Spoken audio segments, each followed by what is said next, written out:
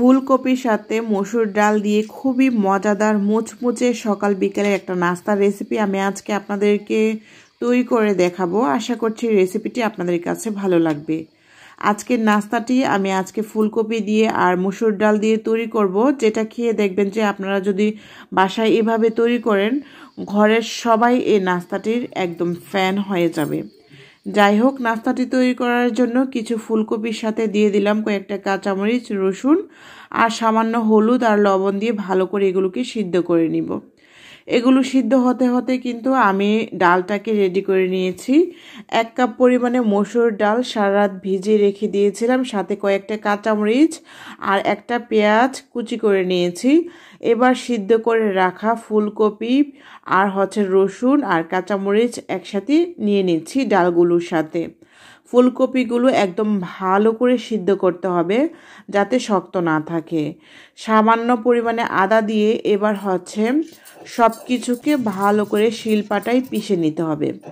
এই কাজটা ব্লেন্ডারে করতে যাবেন না, দেখা যাবে ব্লেন্ডারে করলে একদম মিহি হয়ে যাবে। সেই ক্ষেত্রে আবার নাস্তাটি খেতে অন্যরকম হবে, ভালো লাগবে না খেতে। শিলপাটায় আস্তে ধীরে সুন্দর করে বেটে নিব।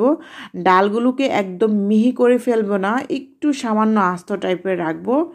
এবার ডালগুলোকে বেটে নিয়ে তারপর ফুলকপির মিক্সারগুলোকে ভালো করে বেটে নিচ্ছি।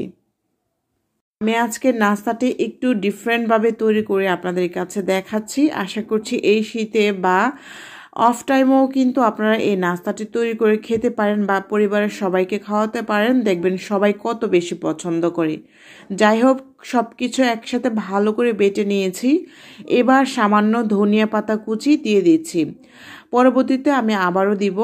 এবার মরিচের গুঁড়া দিয়ে দিচ্ছি 1/2 চা চামচ পরিমাণে, আর দিয়ে দিচ্ছি এইখানে হলুদের গুঁড়া 1 চিমটি পরিমাণে, দিয়ে দিচ্ছি এইখানে পেঁয়াজ কুচি। এখানে আমি কয়েকটা পেঁয়াজ কেটে নিয়েছি, যেহেতু আমি আগেও পেঁয়াজ ব্যবহার করেছি তাই দিয়ে দিলাম এখানে সামান্য পেঁয়াজ কুচি। এবার লবণ দিয়ে দিলাম স্বাদ মতো, আর একটা ডিম দিয়ে দিচ্ছি।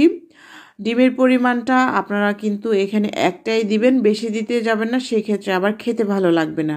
সব কিছুরই একটা পারফেক্ট মেজারমেন্ট থাকে, সেই মেজারমেন্টটা ঠিক রেখে কিন্তু নাস্তাটি বানানোর ট্রাই করবেন। যাই হোক, সব কিছু ভালোভাবে আমি মিশিয়ে নিচ্ছি হাতের সাহায্যে।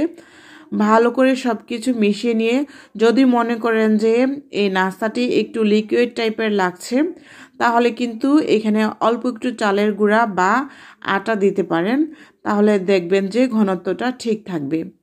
আমি সব কিছু ভালো করে হাত দিয়ে মিশিয়ে নিয়ে সরাসরি চুলাতে চলে যাব, আর এরকম করে বড়া সাইজের তৈরি করে নিয়েছি। চুলাতে হাই হিটে আমি অল্প তেল গরম করে নিয়েছি। এবার আমি বড় বড় করে বড়ার সাইজ তৈরি করে দিয়ে দিচ্ছি। সব কিছু হাতে দিয়ে সব কিছু ভালো করে বড় বড় করে বড়াগুলো দিয়ে দিচ্ছি। প্রথমবারে আমি 5টা ভেজে নিচ্ছি, আর নিয়ে আপনাদের কাছে সবগুলো তৈরি করে তারপর শেয়ার করব। চুলার জালটাকে জোরে সুরে কিন্তু বাড়ানো যাবে না, দেখা যাবে যে নিচ থেকে কালার আসছে এবং কি খেতে ভালো লাগবে না, মুচমুচে হবে না।